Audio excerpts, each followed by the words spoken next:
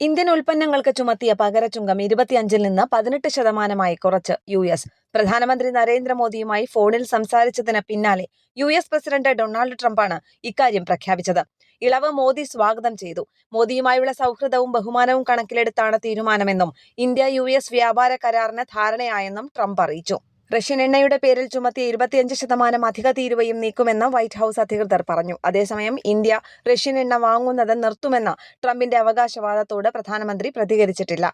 Russia Ukraine യുദ്ധം അവസാനിപ്പിക്കുന്നതും വ്യാപാരവും മോദിയുമായി സംസാരിച്ചെന്നും Russian എണ്ണ വാങ്ങുന്നത് നിർത്താമെന്ന് മോദി അറിയിച്ചെന്നും ട്രംപ് സമൂഹമാധ്യമത്തിൽ കുറിച്ചു. US-ൽ നിന്നും വെനസ്വേലയിൽ നിന്നും കൂടുതൽ എണ്ണ ഇന്ത്യ വാങ്ങും. ഇത് ഉക്രൈൻ യുദ്ധം അവസാനിപ്പിക്കാൻ സഹായിക്കും.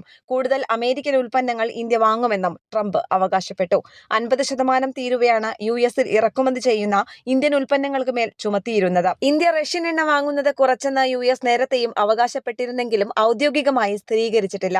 പ്രധാനമന്ത്രി മോദി തന്റെ മഹത്തായ സുഹൃത്തും ശക്തനായ നേതാവുമാണെന്ന് ട്രംപ് പറഞ്ഞു.